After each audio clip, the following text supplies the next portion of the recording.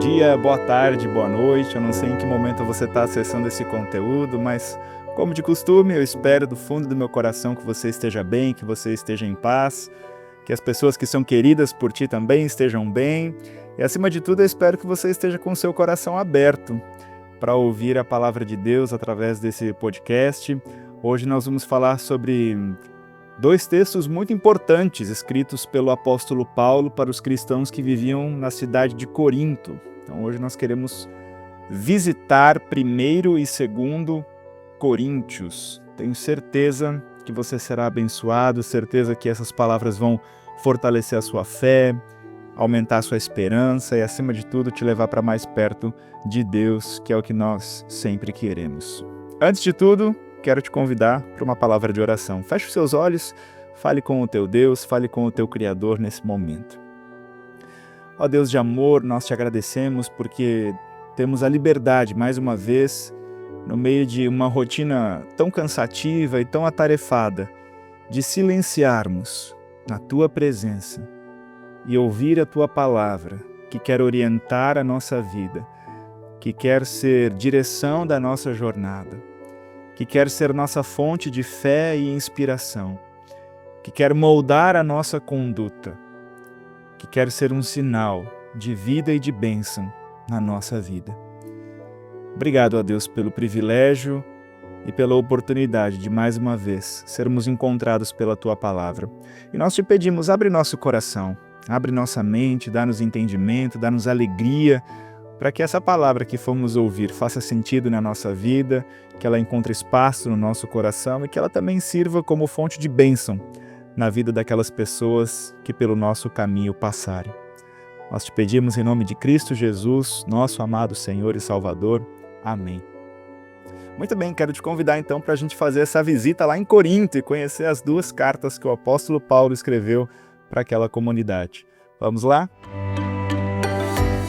Antes de mais nada, quero convidar você para a gente se localizar um pouquinho na história e começar mais uma vez com um exercício de memória. Quando nós falamos do livro de Atos dos Apóstolos, em algum momento do nosso podcast, nós falamos sobre as viagens missionárias do apóstolo Paulo. A primeira, a segunda e a terceira viagem missionária do apóstolo Paulo.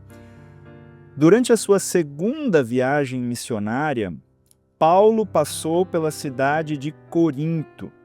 A cidade de Corinto era uma cidade relativamente jovem, recém-fundada, era uma cidade comercialmente muito importante por conta das negociações portuárias, era um centro comercial do mundo conhecido da época. Portanto, era uma cidade muito diversa, gente de todos os lugares do mundo chegavam a Corinto, pessoas de todos os lugares do mundo passaram a viver em Corinto, migraram para Corinto, gente de todas as culturas, gente de todos os credos, gente muito diversa, pessoas jovens, pessoas idosas, crianças, enfim, era uma cidade que estava marcada pela diversidade e pelas relações comerciais.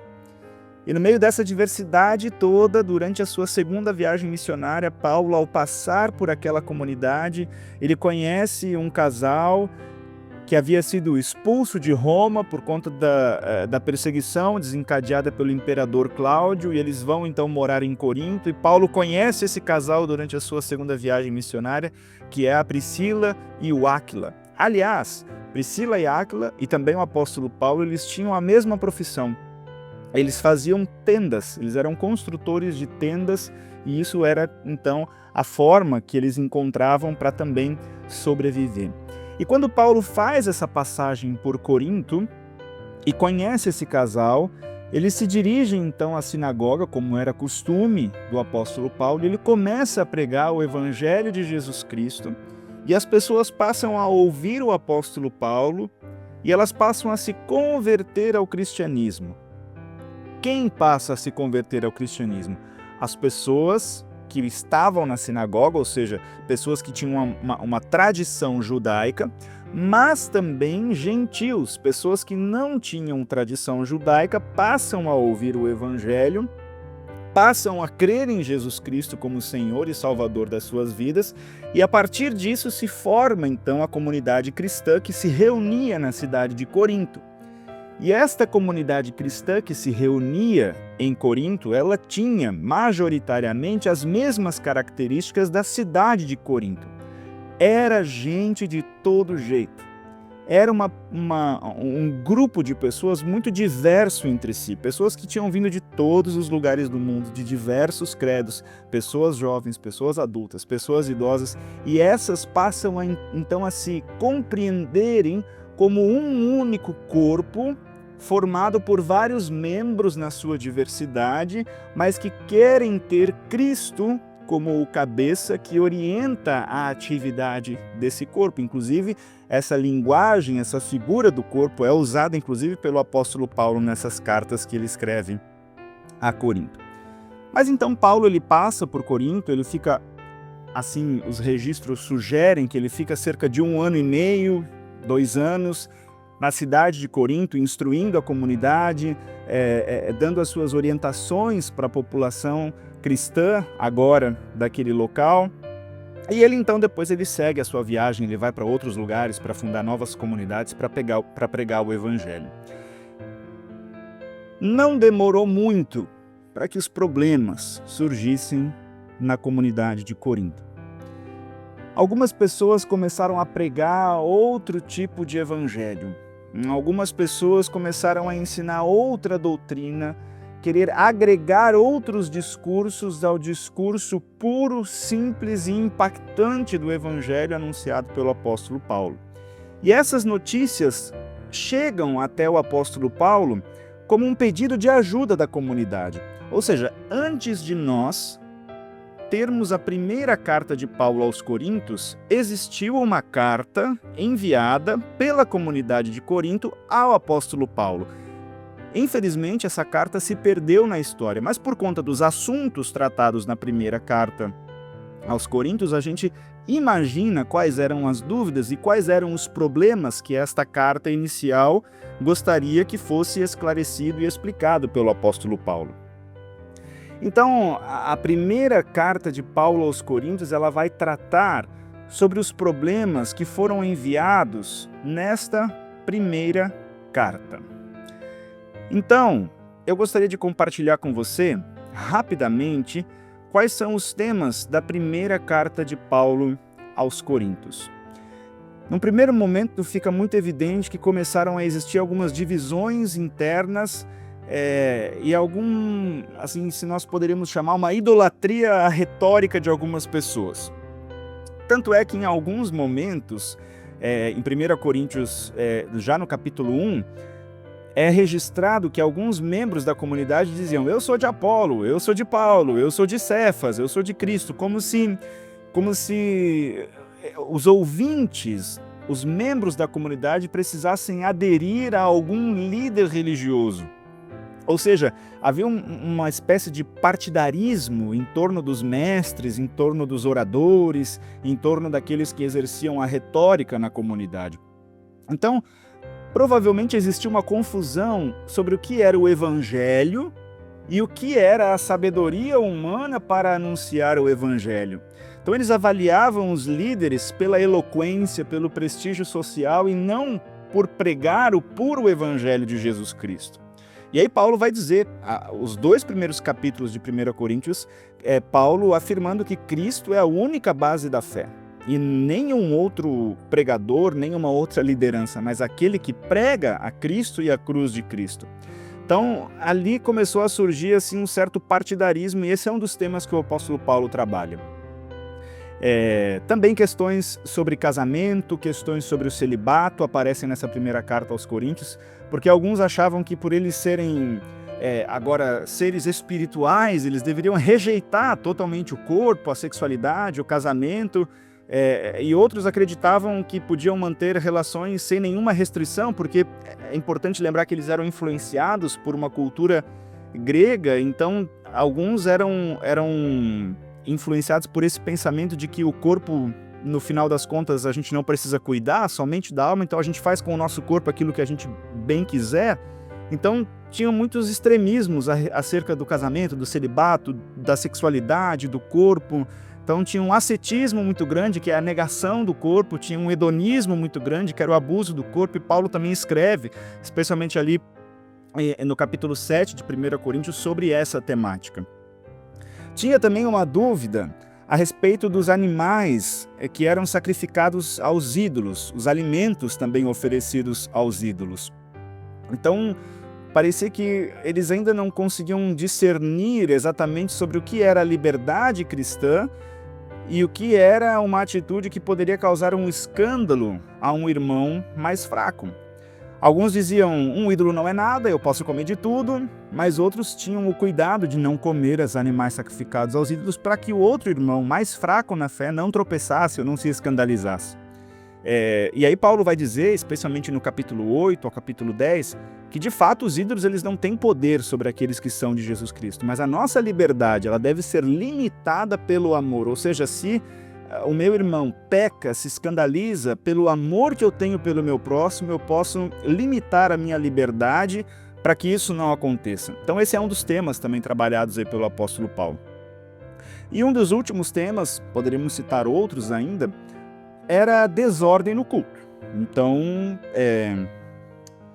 pessoas que comiam e bebiam de forma egoísta durante a ceia do Senhor, mulheres e homens que não respeitavam padrões culturais de respeito, abuso dos dons espirituais, entendimento errado da natureza da ceia, enfim, eram outros problemas que Paulo também trabalha nessa sua primeira carta aos Coríntios. A influência dos falsos mestres, as desigualdades entre as pessoas, os status sociais de uns se acharem melhores do que o outro, e também, e este é um tema que a gente vai abordar com um pouco mais de profundidade depois, a questão da ressurreição dos mortos. Alguns membros começaram a negar a ressurreição que nós vamos receber de presente no futuro, talvez por influência dessa filosofia grega, da cultura grega, que via o corpo como uma prisão da alma, né? Então o corpo ele vai ser exterminado e a nossa alma então será salva, né? E aí Paulo vai dizer que não, que a ressurreição é o pilar da fé cristã, é o centro da fé cristã, porque se não existe ressurreição, toda a fé cristã ela é vã. Ou seja, a ressurreição futura ela é real, corporal, e de forma incorruptível. Então essa é uma temática muito forte nessa primeira carta de Paulo aos Coríntios.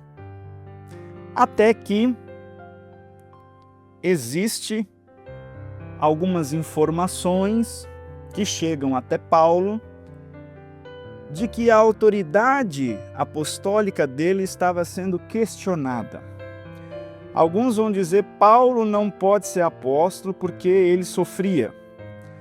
Paulo não pode ser apóstolo porque ele não tinha condições de vida muito abastadas.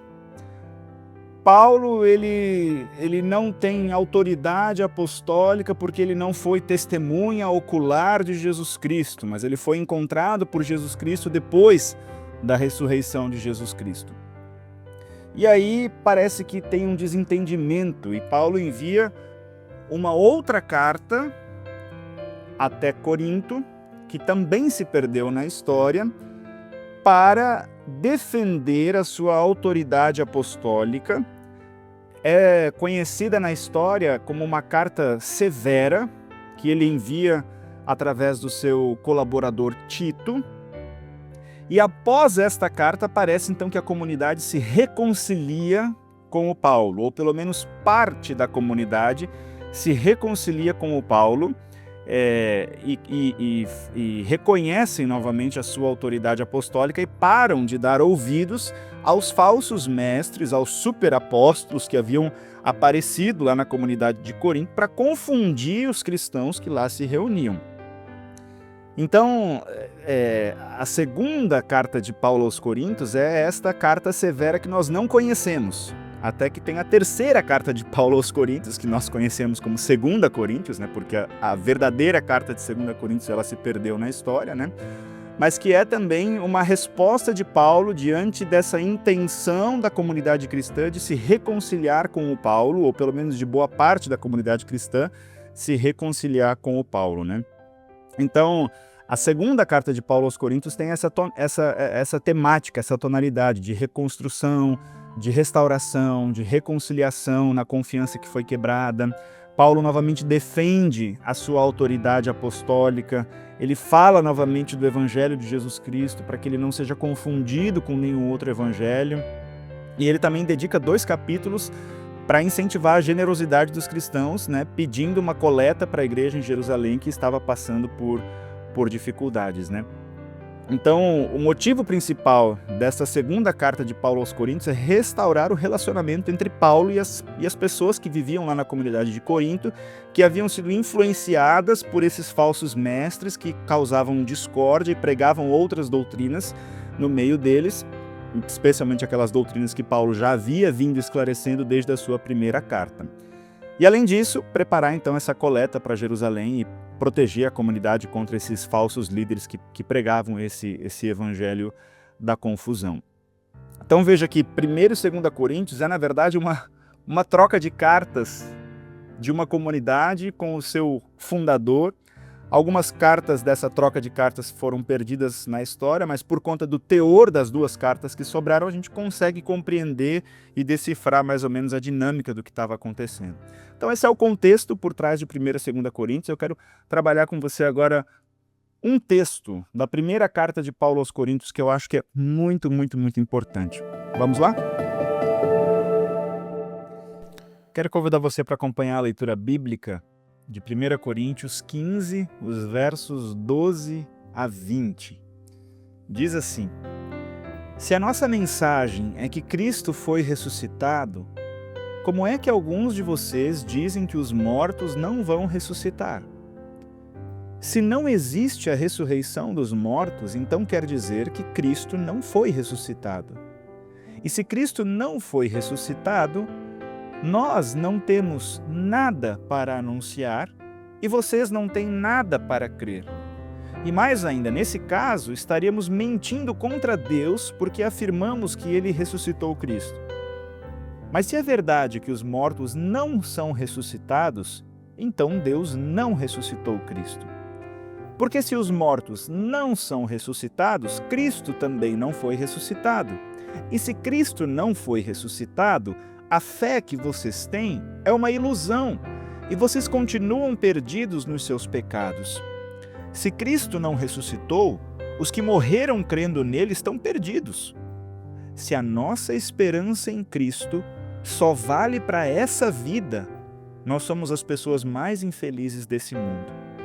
Mas a verdade é que Cristo foi ressuscitado. E isso é a garantia de que os que estão mortos também serão ressuscitados. Meu irmão, minha irmã, a gente está diante de um texto bíblico que fala sobre um assunto que não é assim importante para a fé cristã, mas o assunto que é central e insubstituível da fé cristã, que é a ressurreição. As palavras do nosso reformador Lutero é o tópico principal da nossa doutrina, mas é também um dos assuntos sobre o qual sempre existiu muita confusão, muita controvérsia e muita dúvida. Por isso que Paulo aborda essa questão na sua primeira carta diante de questões que haviam sido levantadas lá na comunidade de Corinto, que, como nós já falamos, era uma comunidade marcada por biografias muito diferentes. É natural que começassem a surgir também pensamentos diferentes sobre a própria fé cristã. E nós precisamos lembrar que a forte influência da cultura grega, que dizia que a matéria, o corpo, era algo ruim, algo inferior, que deveria ser abandonado após a morte, não permitia considerar que haveria uma ressurreição do corpo, uma ressurreição da matéria, da carne humana, porque para os gregos este corpo ele era descartado e a alma continuava vagando e vivendo sozinha até atingir novamente lá o mundo das ideias, né, do Platão. E para outros, lá naquela comunidade, a morte era simplesmente o final de tudo e ponto final. Por isso que, no início da carta, lá no capítulo 1, o apóstolo Paulo diz que a mensagem da morte e de ressurreição de Jesus Cristo é loucura para aqueles que não são cristãos, porque era inconcebível essa ideia de ressurreição. Mas para nós, cristãos, essa mensagem é poder de Deus para a nossa salvação. Eu quero lembrar que Paulo não está condenando todas as opiniões e as interpretações diferentes. A gente pode discordar ou interpretar de formas diferentes muitas coisas, mas nós não podemos, veja bem, nós não podemos cair na pobreza espiritual de negar um tema central como é o tema da ressurreição. O Paulo está dizendo aqui para os coríntios e para nós também, que se Jesus Cristo não ressuscitou integralmente corpo, alma, espírito, todo o cristianismo é uma ilusão. Nossa fé é vã. Todas as comunidades de fé, elas perdem a sua razão de existir. Se Jesus Cristo não ressuscitou, ele está morto e não existe mais a fé. Pois fé significa relacionar-se pessoalmente com Jesus, apegar-se a ele em confiança e obediência, contar com o poder eficaz da sua graça. Se isso não aconteceu, se a ressurreição de Jesus não aconteceu, o que nos resta? Crer em um Deus morto, que talvez tenha nos dado boas lições de vida, é o que nos resta. Parece-me algo um pouco sem sentido. Mas veja, a dificuldade naquela época e também para nós hoje não é crer na ressurreição de Jesus Cristo. Ele era o próprio Deus encarnado e podia todas as coisas. Parece-me que até as pessoas de pouca fé, elas até depositam alguma crença nisso. Mas difícil é acreditar que nós também ressuscitaremos. Porque não existem provas concretas sobre essa possibilidade, não existe uma explicação lógica, uma explicação racional sobre essa realidade, muito menos uma explicação científica. Por isso que abraçar a fé na ressurreição requer muita humildade, porque requer abrir mão da razão humana, da ciência e confiar unicamente nas promessas de Deus. Por isso que a gente lembra do apóstolo Paulo quando ele diz que se a nossa esperança em Cristo se limita apenas a essa vida, nós somos pessoas muito infelizes. Uma nuvem de testemunhas comprovou que Cristo verdadeiramente ressuscitou dos mortos. Ele, portanto, abriu a porta da esperança para a nossa ressurreição, não porque nós merecemos ou porque nós somos capazes de promover uma ressurreição, mas porque Ele venceu a morte. A morte não tem mais a última palavra, a morte não tem mais poder sobre a nossa história. Sem crer nesta verdade da ressurreição, o cristianismo não faz sentido. Portanto, com este estudo de 1 Coríntios, eu espero que o Espírito Santo confirme no nosso coração que Jesus Cristo ressuscitou e Ele irá nos ressuscitar no tempo oportuno, não só a nós, mas todos os nossos queridos que já partiram, e nós viveremos sim eternamente no seu reino, onde não haverá mais choro, dor, morte ou sofrimento. Que a intenção desse estudo seja fortalecer a sua fé na ressurreição de Jesus Cristo. E eu quero dar 3 sugestões para você. Não confunda ressurreição com reencarnação. Esses temas da ressurreição e da reencarnação é o que nos afasta da doutrina espírita, não das pessoas espíritas, da doutrina espírita. Consiga fazer essa diferenciação, por favor. Na reencarnação não existe graça e nem bondade de Deus. Porque a pessoa, ela precisa, com as suas próprias forças, com os seus méritos, com as suas atitudes, atingir o karma. E se isso não acontece, ela reencarna em outro corpo e começa tudo de novo até atingir a perfeição para ela se livrar então dessa matéria e alcançar novamente um mundo espiritual. É algo muito parecido com o sistema grego daquela época de Paulo, do mundo das ideias do Platão, percebe? O cristianismo, ele não nos exime de buscar, meus irmãos, com todas as nossas forças, viver uma vida justa, reta, coerente com a fé, promover boas obras, mas não é isso que nos salva. O que nos salva é a graça de Deus. É a graça que tem a última palavra sobre o que acontece depois da morte. Então não existe nada do que eu faça ou deixe de fazer que possa me garantir ou não a ressurreição, senão a ressurreição de Jesus Cristo, que será também concedida a mim pela graça de Deus e não pelo meu mérito, mas pelos méritos de Cristo. Uma segunda orientação que eu gostaria de dar para você nesse estudo: corações tristes podem ser um alvo muito fácil para outras crenças em filosofias. É muito comum quando a gente se depara com a morte, a gente encontrar pessoas que buscam respostas e conforto em questões que não tem nada a ver com a fé cristã. E o meu conselho como pastor é: não entre nessa. A fé nos garante que não há nada que nos console mais do que ter a certeza de que a morte não é o fim, mas é apenas a continuação da vida eterna que já começa aqui e agora para as pessoas que creem em Jesus Cristo, e que o reencontro com as pessoas que já partiram é certo, porque Cristo nos reunirá no seu reino. Portanto, quando a dúvida, a dor, a falta de esperança aparecer, não procure respostas e conforto senão no Espírito Santo, aquele que nos abraça e nos dá certeza e confirma no nosso coração a fé na ressurreição dos mortos. Cuidado, porque assim como os cristãos em Corinto foram influenciados e levados de um lado para o outro por vãs doutrinas, assim também nós corremos o risco. Portanto, peça ao Espírito Santo para que ele confirme no teu coração a fé na ressurreição. Um último conselho que eu gostaria de dar para você, gostaria de repartir com você, que a ressurreição e a certeza da vida eterna, ela não nos autoriza a sermos negligentes com a vida. Não é porque a gente vai viver para sempre no reino de Deus, onde tudo será perfeito, que nós temos autorização para negligenciar a vida humana, a dignidade, o bem-estar. Pelo contrário, a fé nos chama a um compromisso de oferecer vida digna a todas as pessoas aqui e agora e em todos os sentidos dessa palavra.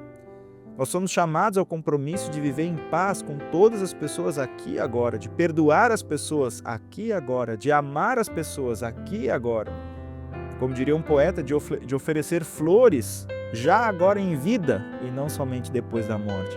A ressurreição, o presente da ressurreição que nós certamente receberemos de Jesus Cristo, não nos tira a responsabilidade de sermos responsáveis com a vida. Meu irmão, minha irmã, o tema geral das cartas de Paulo aos Coríntios era esclarecer as dúvidas, fortalecer a fé, colocá-los novamente na direção certa, que era a direção do Evangelho puro e simples e impactante de Jesus Cristo, para que eles não fossem mais levados de um lado para o outro pelas doutrinas vãs. E isso só é possível quando as pessoas permanecem em unidade, quando as pessoas permanecem em profunda conexão com Deus, com a sua palavra e com a fé. Que assim seja na tua vida, que você seja profundamente enraizado na palavra de Deus, para que nenhuma doutrina vã te leve de um lado para o outro, mas para que a sua esperança e a sua fé seja sempre de novo fortalecida, e que a esperança da ressurreição para a vida eterna seja o nosso tópico central de fé e vida. E enquanto isso não acontece, somos responsáveis e vivemos em amor neste mundo. Que Deus te abençoe, que Deus nos ajude. Amém.